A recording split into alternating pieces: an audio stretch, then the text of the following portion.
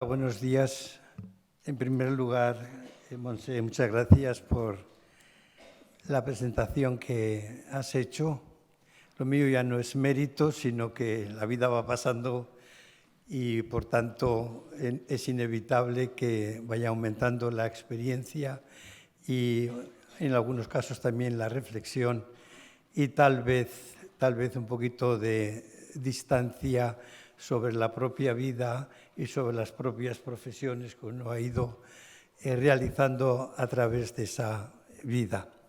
Quiero agradecer muy sinceramente al Colegio de Trabajo Social de Madrid, con el que me une ya varios momentos en mi trayectoria profesional, y también quiero agradecer al Comité Científico que me haya invitado.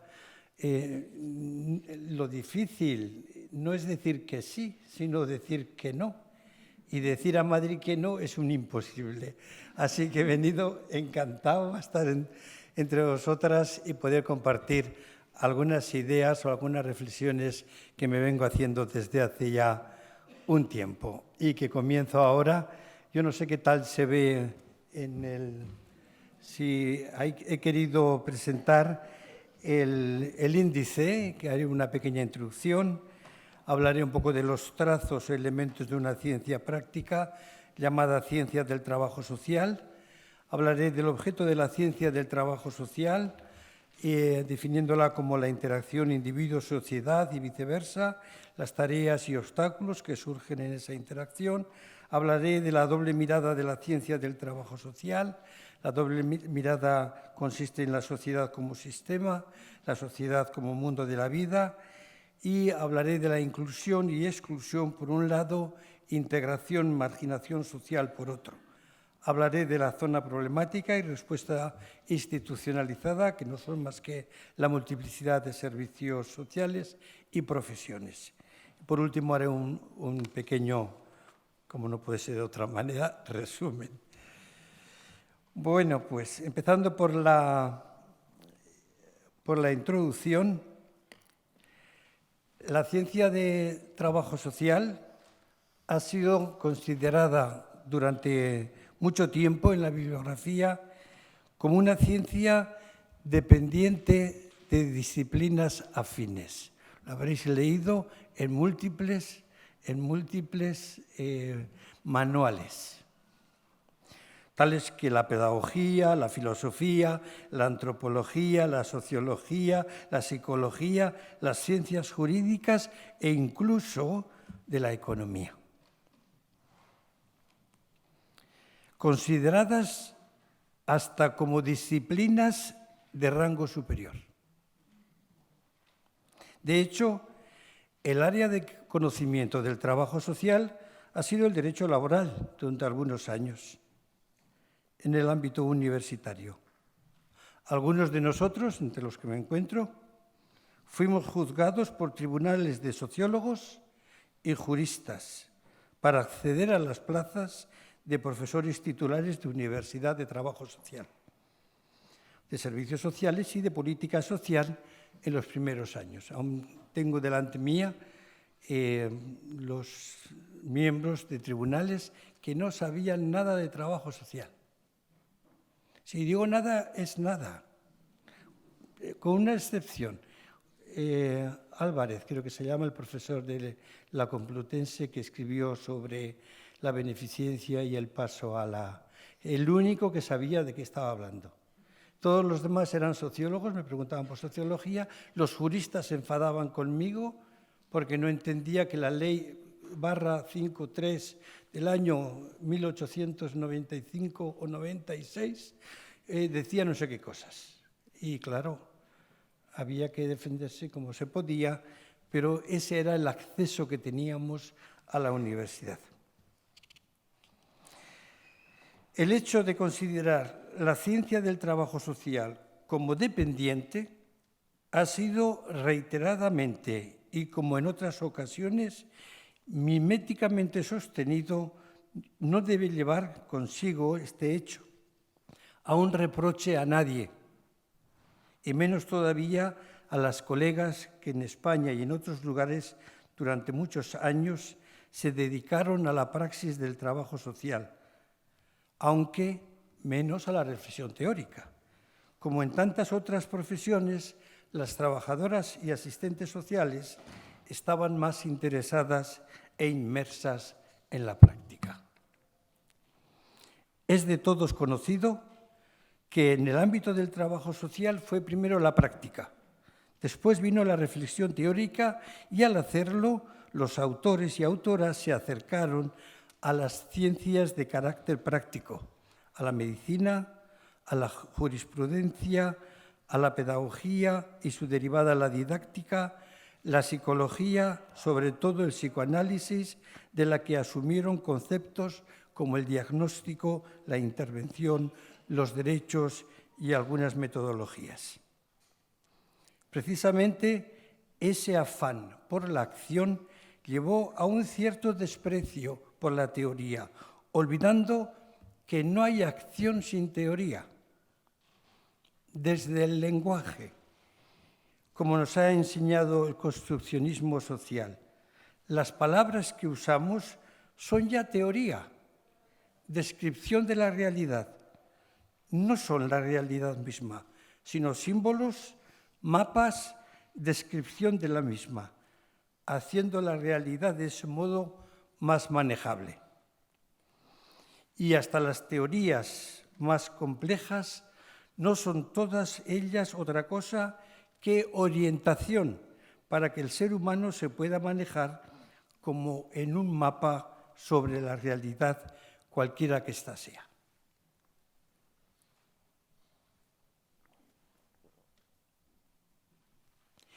Y esta es la función de la teoría, y aplicada al trabajo social, debe presentar un conjunto de descripciones sobre la realidad personal y social de los individuos, comunidades y colectivos que den orientación a la acción y nos indique el camino, que es el aspecto práctico, para conseguir el telos u objetivo final del mismo. El reconocimiento en España del área de trabajo social como área de conocimiento en 1990 y la adscripción de la misma a las disciplinas y a la formación universitarias nos obliga, si bien formalmente, a desarrollar un cuerpo teórico que dé soporte a la acción y una metodología, que es la dimensión práctica, que se fundamente en principios científicos, constituyéndose así en ciencia práctica.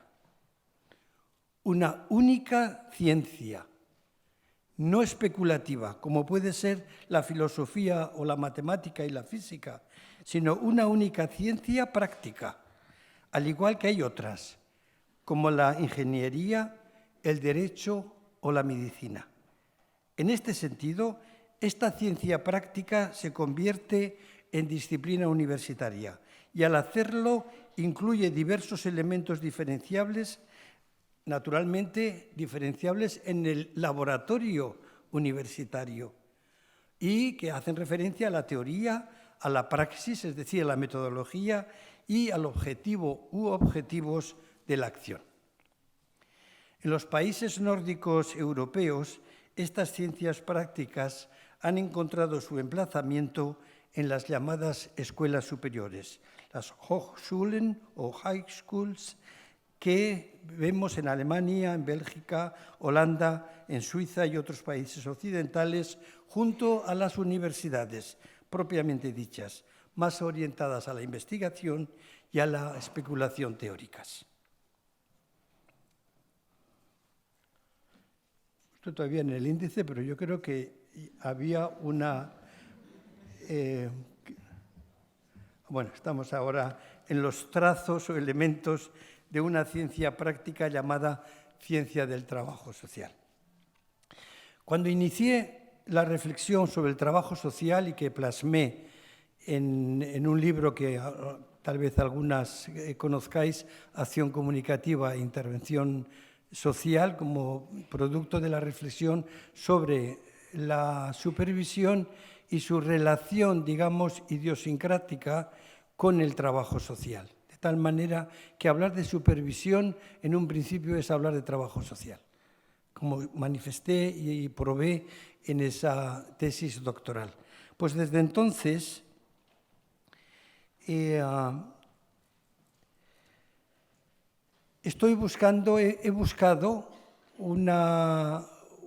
hecho una reflexión en torno a darle unidad a tanta diversidad del trabajo social. Y hubo dos indicaciones que fueron para mí muy importantes. Una fue la indicación de Louis Lowy, que era profesor en Boston, en Estados Unidos, de trabajo social, un hombre que había pasado por los campos nazis y que dedicó gran parte de su trabajo a estudiar comparativamente los sistemas de trabajo social de todo el mundo. Por eso es conocido en Estados Unidos, pero también en Centro Europa, donde trajo precisamente la supervisión allá por los años 60-70.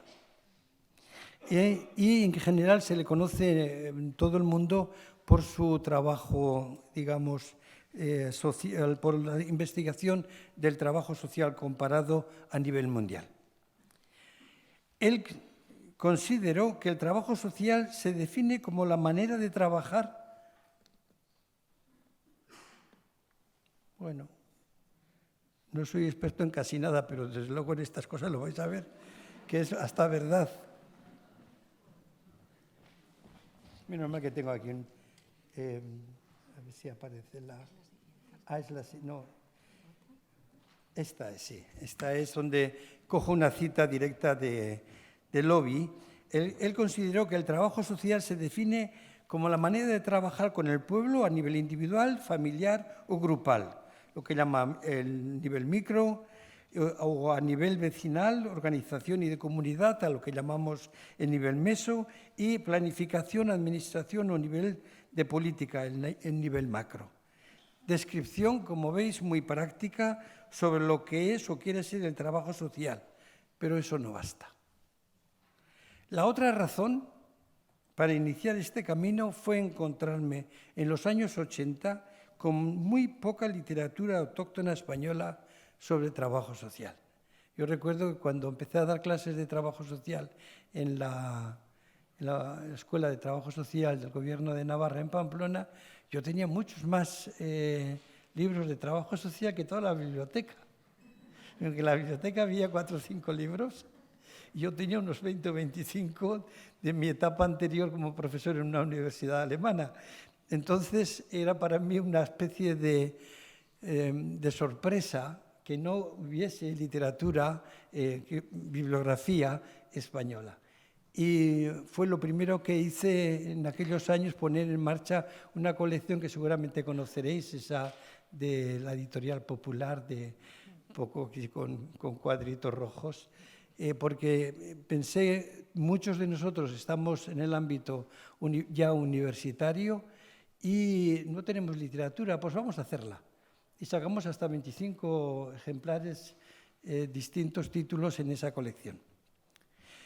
Pues bien, eso fue otra razón, el descubrir que no había literatura autóctona española sobre trabajo social, una constante pobreza bibliográfica, como lamenta Gutiérrez, y un cierto desdén, si no desprecio, sobre aspectos teóricos en las profesiones.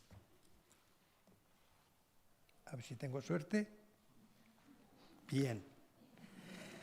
Históricamente han sido el behaviorismo, llamado también conductismo, el psicoanálisis o derivados de la psicología humanista y a veces ideológicos, tales que el marxismo, el ecologismo y ya iniciado también el ideario feminista, esas han sido el refugio teórico práctico del trabajo social.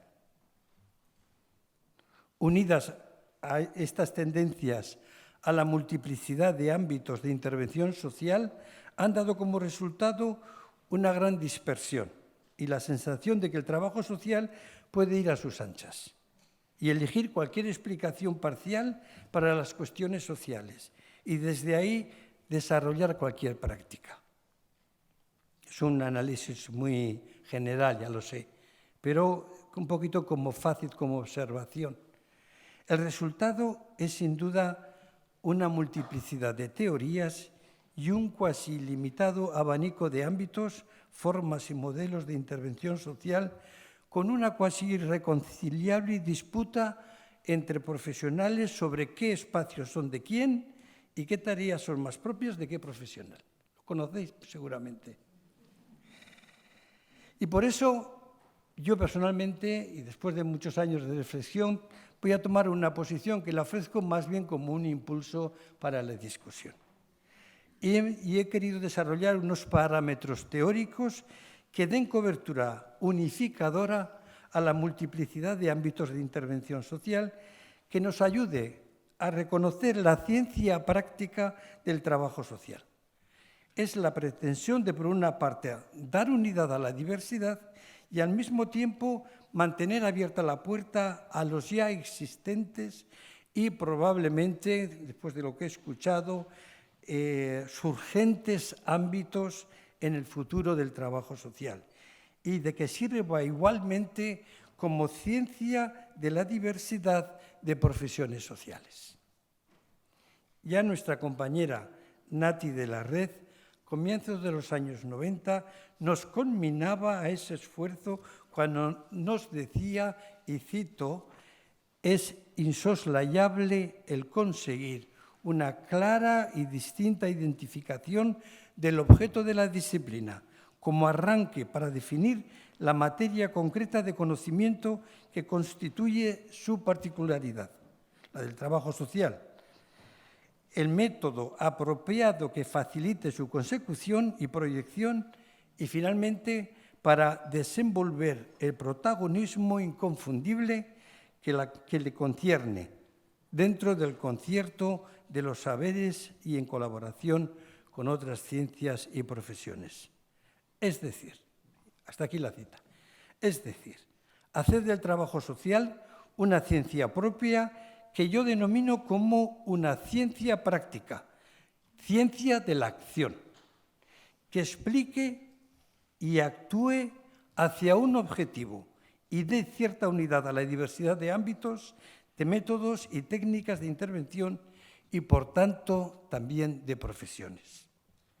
Ahora bien, una cosa es, en Navarra decimos, una cosa es predicar y otra cosa es dar trigo. Y tanto unos como otros, lo he leído en varios libros, tenemos que hacer un esfuerzo por hacer una ciencia del trabajo social. Pues hazla. Pero eso es otra cosa. Yo por eso, al mismo tiempo que lo presento con una cierta reivindicación personal de haberlo hecho, también con la humildad que corresponde, porque en esto, como en tantas cosas, se hace camino al andar. Y es, como digo, un impulso para la discusión. Pues bien, una cosa es señalar la necesidad y otra muy distinta es desarrollar una teoría práctica coherente con las profesiones y con los ámbitos de intervención social. Sin entrar ahora en la farragosa explicación de los detalles de una ciencia, les invitamos a leer en el libro este que ha mencionado Montse, encontráis en uno de los capítulos al principio un poco la discusión. Pero entiendo que podemos prescindir de ellas ahora. Explicaremos qué es la teoría de la acción comunicativa tal y como la hemos desarrollado apoyándonos en las investigaciones de Jürgen Habermas y de los autores de la Escuela de Palo Alto, Bateson, Václavic, entre otros.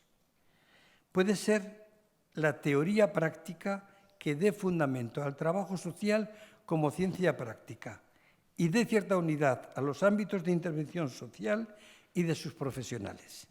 Una ciencia, pues, de la acción que, como su nombre indica, está destinada a la práctica. Yo creo que si le doy hacia la derecha va bien. ¿Estoy bien? Aquí no pone nada de objeto. Ah, sí, ya voy ya. Bueno, el objeto de la ciencia de trabajo social, la interacción individuo-sociedad y viceversa.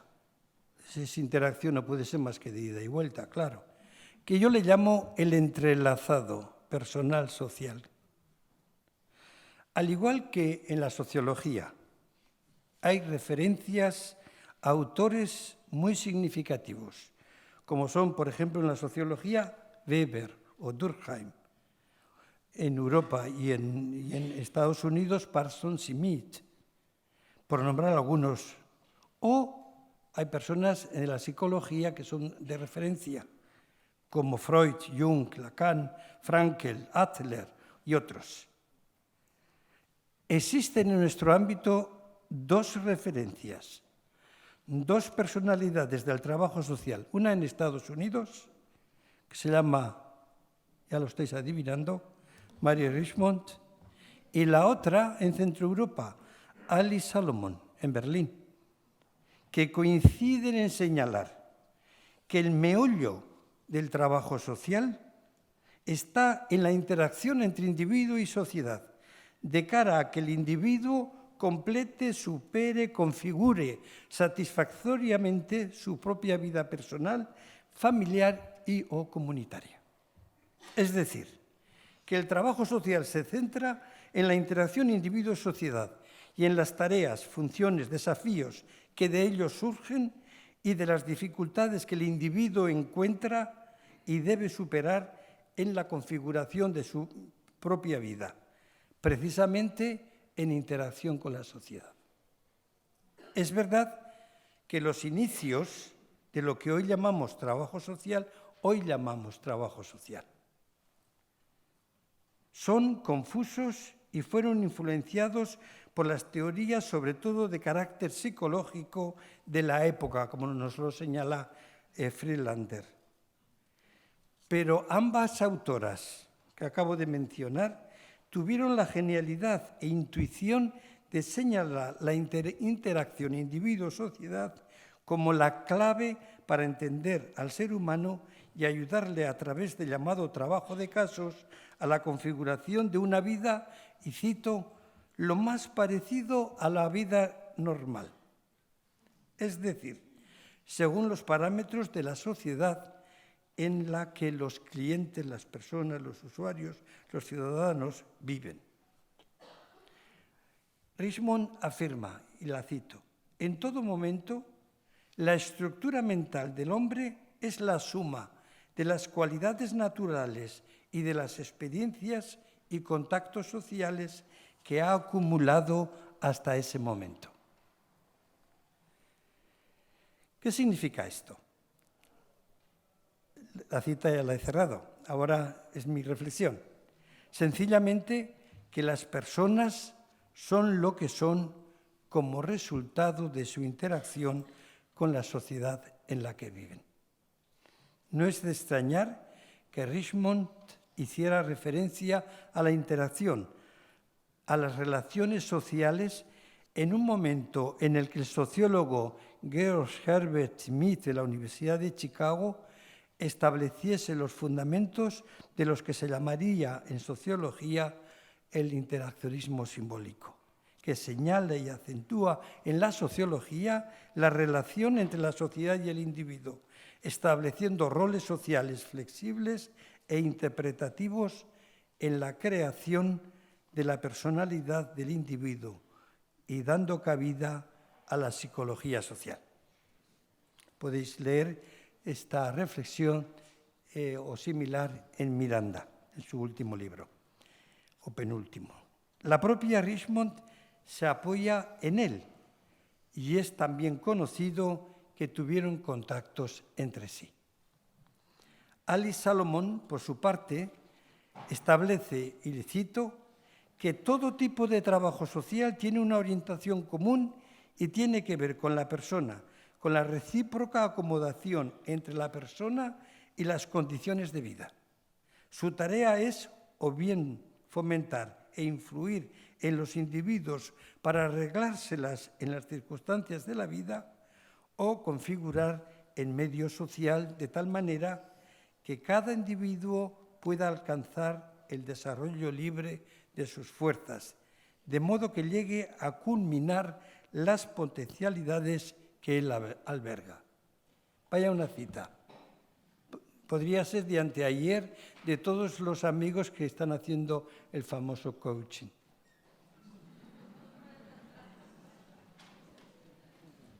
Toma ya.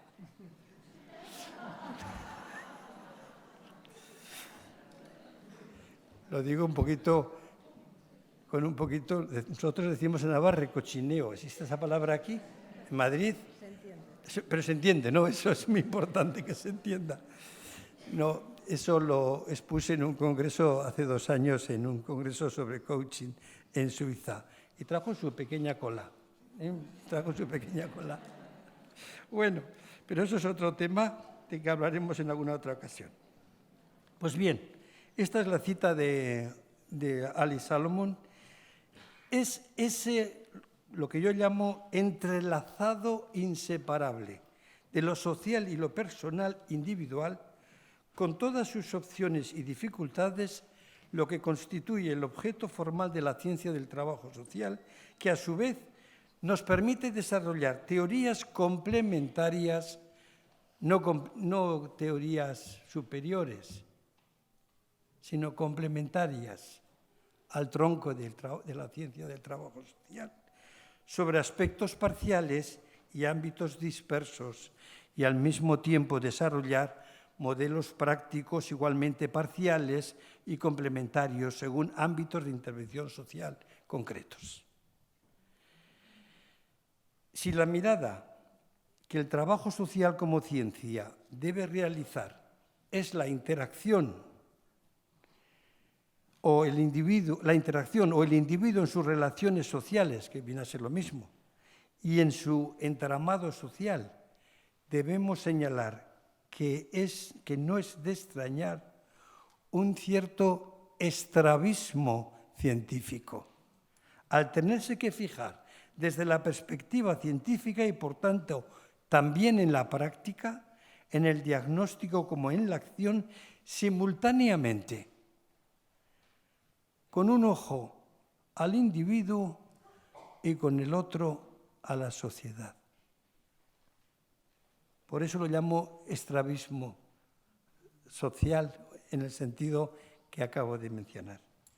Nosotros consideramos que por ello, en los últimos decenios, ha ganado en importancia las teorías sistémicas, que al igual que el trabajo social, fijan su atención en las interacciones entre individuos y entornos sociales e incluso físicos, como nos decían German y Gitterman en su famoso libro The Life Model of Social Work. Nosotros, por nuestra parte, creemos que es la teoría de la acción comunicativa la que mejor define la ciencia del trabajo social. Esta teoría nos ayuda a explicar el objeto, las funciones y tareas, así como las dificultades que surgen en la interacción entre individuo y sociedad, y las correspondientes metodologías prácticas para la consecución del telos o fin al que va dirigido el trabajo social y que luego definiremos.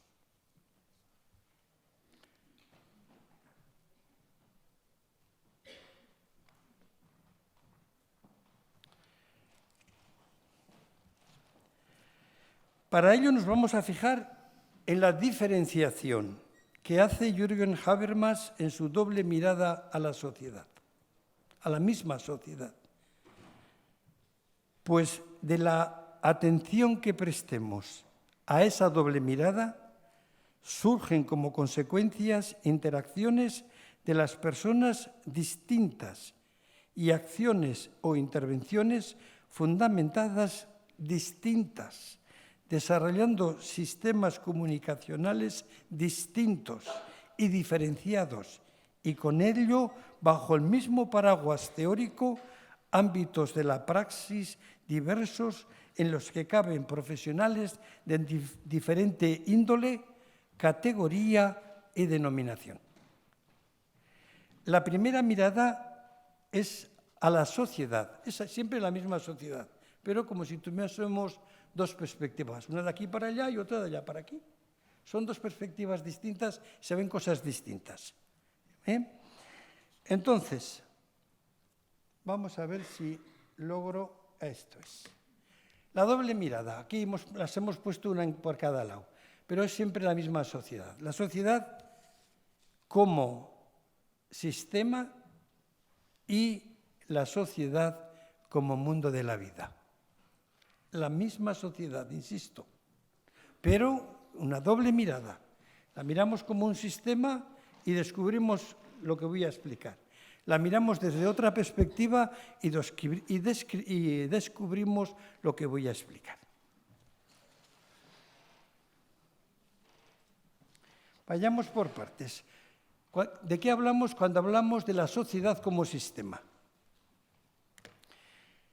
La sociedad como sistema se constituye y funciona en torno a tres elementos o subsistemas, involucrando en ellos al individuo. Estos tres subsistemas son la economía, cuyo lenguaje simbólico es el dinero, y su estructura, el mercado de trabajo, capital y mano de obra. El otro subsistema es la política, cuyo lenguaje simbólico es el poder y su estructura la constituyen los partidos políticos y, consecuentemente, en sociedades democráticas incluyen los tres poderes, el legislativo, ejecutivo y el judicial. Y, por último, no lo olvidemos, el tercer elemento es la burocracia, cuyo lenguaje simbólico es el papel escrito. Mira que hacemos papeles. Ahora podríamos hablar de la pantalla. No es el papel, es más la pantalla. Pero en cualquier caso, la administración, que es la estructura que se da a este lenguaje, el burocrático. El individuo en su relación con la sociedad como sistema se ve como atrapado, interaccionando, entrelazado con estos tres subsistemas. Si mantenemos, pues, la mirada en la sociedad como sistema, nos encontramos con que su funcionamiento se realiza en torno a los tres subsistemas que la configuran y la determinan, que son el poder, la burocracia y el dinero.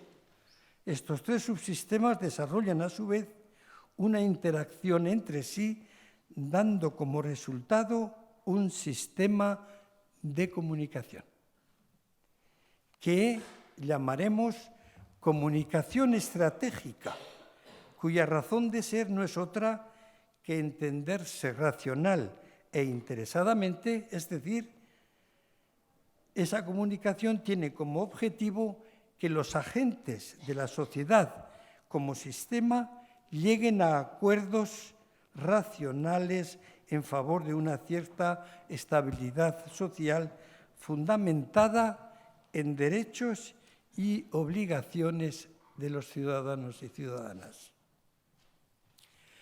El subsistema poder incluye todo lo referente a la política y a los derechos políticos y sociales a través de los que el ciudadano participa en el subsistema político, con su voto unas veces, con la pertenencia a grupos de presión otras, en los partidos políticos, en las iniciativas ciudadanas, en organizaciones sindicales, empresariales y otras, con el fin, muy importante señalarlo, de ejercer su participación por derecho propio en cuestiones que la afectan directamente.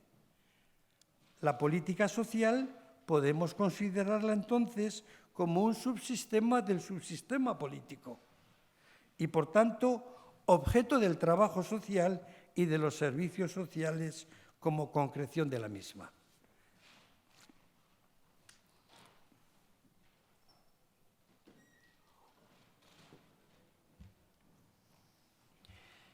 Con el subsistema dinero hacemos referencia al mercado de trabajo y, por ende, a la economía, diferenciando entre capital y mano de obra, y que ha determinado históricamente la dialéctica capital-trabajo.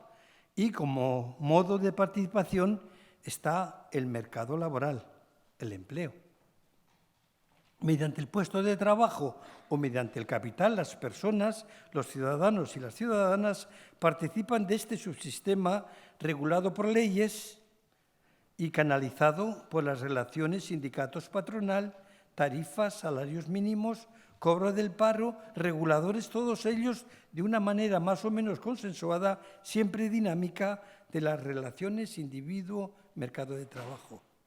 Cuando los sindicatos, por ejemplo, negocian las tarifas de los sueldos, no realizan sino una acción destinada a obtener un fin. Por eso se habla de comunicación estratégica. Es decir, llegar a un acuerdo interesado para ambas partes. No a ver quién dice la verdad, ni a quién... No, el objetivo no es ese, como veremos un poco más tarde, sino el objetivo es que lleguen a acuerdos racionales y que sean favorables a los negociadores, a las partes negociantes. El tercer subsistema corresponde a la llamada burocracia,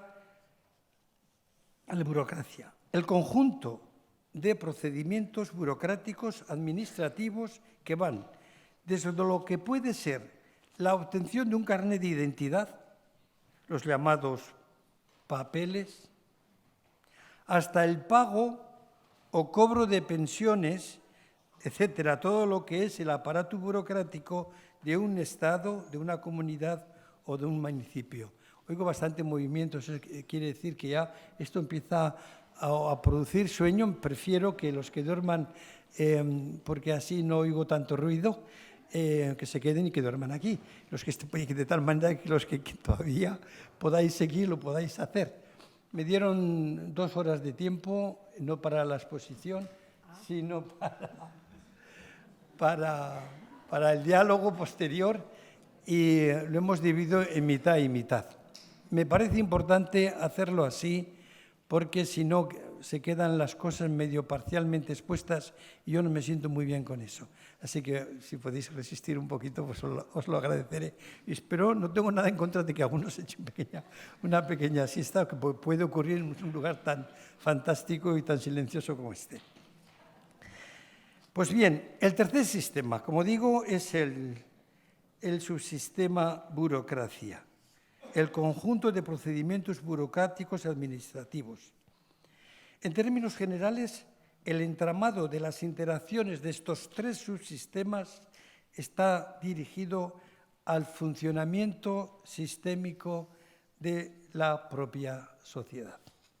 Los individuos se enfrentan a estos subsistemas y su interacción es funcional y exitosa cuando pueden participar en los 3 subsistemas, influir en ellos o disfrutar de ellos. Es decir, si tienen algún poder, por lo menos el de voto, si se maneja en los procedimientos de la burocracia, carnet de identidad y otros papeles, y si participa en el mercado de trabajo, ya sea como poseedor de capital o como trabajador asalariado.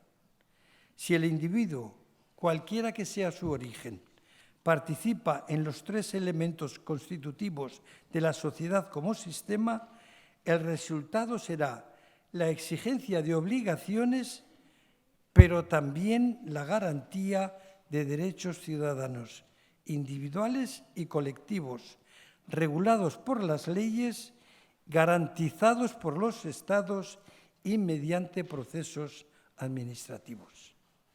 Es, pues, lo que podríamos llamar el espacio social de derechos y obligaciones garantizados dentro de los límites geográficos de un Estado o de una comunidad política determinada, por ejemplo, de la Unión Europea, o considerados como mínimamente derechos humanos, reconocidos por organizaciones mundiales como la ONU y ratificados por los Estados miembros. ¿Qué es el conflicto que tenemos ahora con los refugiados? Otra cosa que esto. Él ya lo había escrito antes de que llegásemos a este extremo en que de repente los derechos garantizados por los estados, ya diré, por las Naciones Unidas, de repente parece que no valen. Y lo han firmado todos los estados. ¿Pero qué es esto?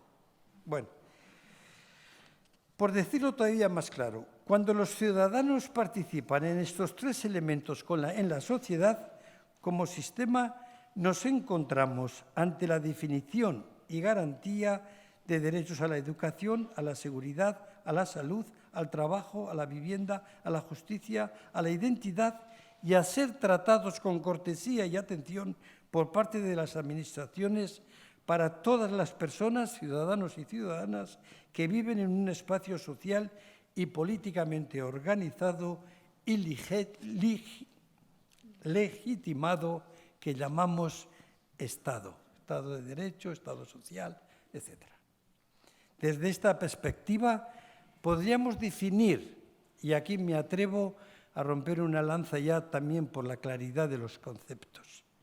A esto, la participación en estos tres subsistemas del sistema de la sociedad, o de la sociedad como sistema, la defino yo como inclusión social, como el ejercicio de la ciudadanía a través de la participación en el poder político, en el manejo y servicio de la burocracia y en la participación en el mercado de trabajo y sus derivados.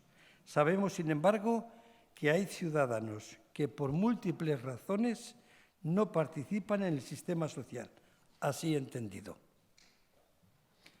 dando lugar a lo que yo llamo disfunciones sociales sistémicas. Hay personas que no participan o no pueden participar en el subsistema poder, excluidos del derecho al voto, al derecho a reunión, a conformar plataformas políticas o de protesta. Otros que no participan del subsistema dinero o del mercado de trabajo, excluidos del derecho al paro o alguna de las rentas laborales. Por último, otros no participan en los procedimientos y garantías burocráticas. Todas estas restricciones, dificultades, desconexiones entre persona y sistema se manifiestan de múltiples maneras y las conocemos como restricciones políticas. Negativa al derecho al voto, a la reunión, a la organización y a la acción políticas, como paro, las conocemos también como paro, desahucio, falta de papeles o como dificultades y obstrucciones burocráticas en las administraciones. El resultado es lo que podríamos denominar como exclusión social. En un artículo que escribí hace poco tiempo con un estudiante de máster de trabajo social, empezamos a hablar de expulsión social, porque no solamente se excluye, sino que se ponen en marcha mecanismos de autodefensa por la sociedad para que determinadas personas queden fuera. Y eso es una acción en lo que, si tenéis oportunidad de leer a Bauman, entendía él como desechos humanos. Bien, es decir, y concluyendo que en las sociedades, tanto en la sociedad como sistema, se detectan disfunciones sociales sistémicas que llevan a las personas a la pobreza, a la indigencia, a la dependencia absoluta, en definitiva, a la falta de derechos y de opciones de vida. Personalmente, y esta es mi propuesta para el trabajo social, debemos de hablar de inclusión y exclusión social en este sentido. Ustedes pueden imaginar quién es o quién sabe mucho de todo esto. ¿Verdad que sí? Monse, las que están aquí, ¿verdad? ¿Quién se ocupa de todas estas disfunciones, de sus ámbitos, de su detección y del apoyo a las personas en tales situaciones de exclusión o de amenaza de serlo, de ser excluidas? ¿Podríamos definir este espacio como el espacio de la ciencia práctica del trabajo social? y a los profesionales que se ocupan de que funcione la sociedad como sistema, de que los individuos puedan participar en ella, llamarlos trabajadores sociales? Con frecuencia hemos oído y hecho, mea culpa, críticas a los trabajadores sociales, en parte deslegitimadoras de su labor, por dedicarse a arreglar papeles, orientar y derivar a clientes a otros servicios más adecuados, o a los que hacen de agentes de desarrollo local, tomando iniciativas para la creación de cooperativas, empresas de servicios, o simplemente dando subsidios a usuarios necesitados de dinero, alimento o vivienda. Esos trabajadores, esas trabajadoras sociales, profesionales, han cumplido y siguen cumpliendo con una función muy importante de ayuda a la inclusión social, en el sentido que veníamos exponiendo. Independientemente del nivel, rango o función y título académico profesional que cumplan en una organización. A ver si... Bueno, hasta aquí, digamos, esa primera mirada a la sociedad como sistema. Y ahora vamos a mirar al otro lado, que es a la sociedad como mundo... bueno, aquí tengo un resumen, perdón. Sí, esto es un resumen donde está el objeto, interacción individuo-sociedad, sistema, tareas, problemas, obstáculos, opciones, métodos estratégicos. Muy importante, porque aquí entran todos los métodos de trabajo social que tienen como objetivo conseguir un fin en favor de nuestros clientes o usuarios. Pero aquí no vale aquello de vamos a ser buenos entre nosotros y cariñosos y amables. No, aquí se trata de estrategias y aquí hay algunos elementos muy interesantes que son los que más conozco, pero ya hay muchos otros, que son los juegos simulados, por ejemplo, para hacer desarrollo de prácticas, para hacer desarrollo de proyectos, por ejemplo. Entonces, son las negociaciones con las administraciones, con los jefes, con aquellas instancias políticas que tienen algo que decir o que decidir. Es decir, usar las estrategias, la comunicación estratégica en la metodología, que es un poco distinta a la que explicaremos ahora. Bien, el objetivo, la inclusión social, superando las disfunciones sistémicas de la exclusión social. La estructura son la política social, los servicios sociales, la orientación laboral, iniciativas emprendedoras, etc. Profesiones, trabajadores sociales, agentes de desarrollo, orientadores laborales, etcétera, que como he podido comprobar esta mañana en las que estabais aquí arriba, son con mucha frecuencia de formación y profesión trabajadores sociales. Pero puede haber otros que hagan esta tarea. Y ahora pasamos un poquito a la otra mirada, que es la sociedad como mundo de la vida. Este concepto ya se ha afirmado, reafirmado en el ámbito del trabajo social prácticamente de todo el mundo. Lo encontraréis en la literatura inglesa, pero también en la alemana, que es donde viene, pero también en Francia y aquí también en España.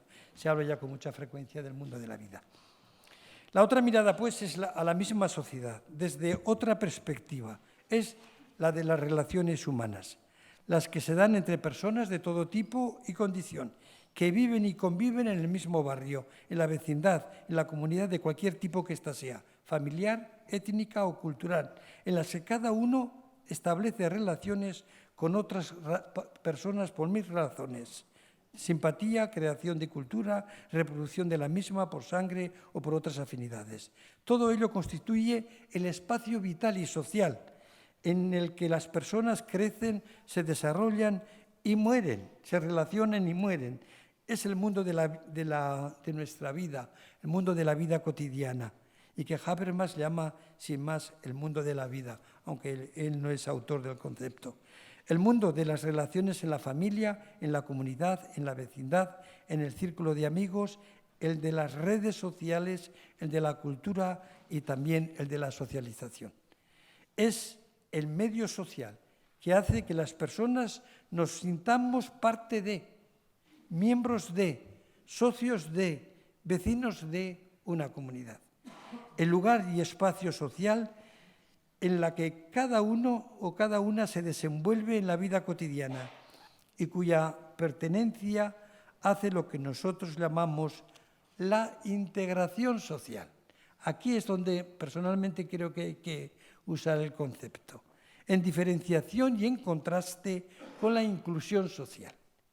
Este espacio genera otro tipo de comunicación, que es la comunicación cuyo fin es el entendimiento, la comprensión. Y ahí habla Habermas de 3 pretensiones, que no voy a entrar en ello, pero que me parece interesante recalcar, que es lo que hacemos en la vida cotidiana, que cuando hablamos decimos la verdad y pretendemos llegar digamos, a la comprensión que necesitamos todas las personas. En la familia, en la comunidad de vecinos, en la comunidad territorial o social, o en las redes sociales actualmente también es muy importante, se crean comunidades virtuales, también son elementos a tener en cuenta. Por tanto, es una comunicación distinta a la llamada estratégica. El objetivo, la integración, como digo, la integración social. También en este ámbito hay disfunciones. Conflictos graves entre vecinos, entre colectivos, entre los miembros de las familias, y también aquí puede haber, y las hay, lo que llamamos, diferenciándolo de la exclusión social, la marginación social. Esto es, personas que en su interacción con otras personas, colectivos étnicos o culturales, están colocados fuera del medio social, quedando al margen.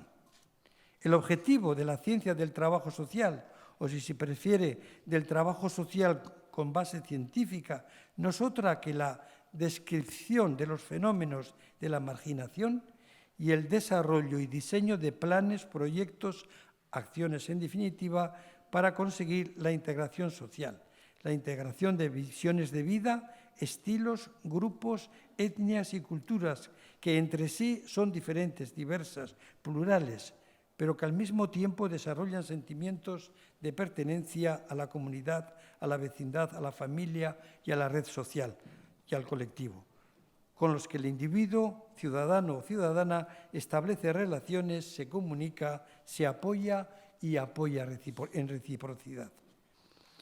¿Y quiénes son los que hacen este trabajo cuando hay disfunciones? Cuando hay un conflicto en las familias, ¿quién interviene? Sin duda, profesionales como trabajadores sociales, educadores sociales, pero también, y desde el punto de vista informal, los voluntarios. Hay también psicólogos, pedagogos, animadores socioculturales. Las estructuras correspondientes son, una vez más, los servicios sociales en cualquiera de sus niveles. ¿Tiene mucho tiempo? Voy a ver el recado. A ver el recado. Que se calle ya. Sí. Dicen que no te despistes, que el tiempo es hasta las 11:30, pero ¿Y qué hora es? Coloquio. ¿Así? ¿Y qué hora es ahora? Pues 11:15. Bueno. ¿Cómo lo ves? Gracias por la advertencia. Podéis leer la documentación. Yo quería solamente enseñaros una diapositiva que es esta. ¿Veis ahí la doble mirada de la sociedad con sus diversas disfunciones y con los objetivos correspondientes? Después,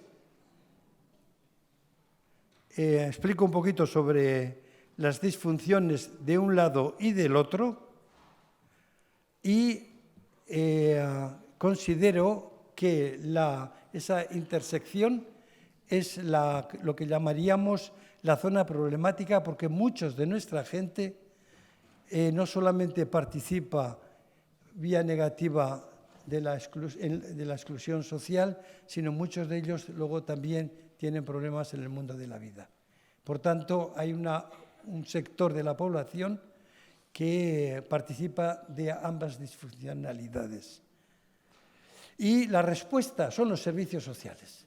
Y una respuesta institucionalizada. Nada de eso de respuestas técnicas, no. Es la respuesta institucionalizada y tenemos que insistir en ello porque son las necesidades sociales las que hacen que una sociedad dé una respuesta y esa respuesta es la institución, como es la familia, como es la educación, como son los servicios sanitarios, etcétera. Son instituciones sociales.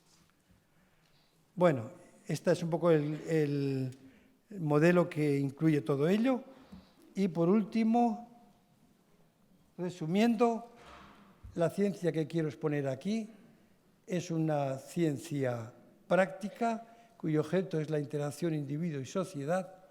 Tiene una doble comunicación, una que es estratégica y la otra que es comunicativa en el sentido propio del entendimiento y que genera en sí una diversidad muy grande de ámbitos de intervención y también de profesionales. Bueno, como habéis sido tan pacientes, pues yo acabo aquí y espero que no haya abusado no solamente del tiempo, sino también de su paciencia.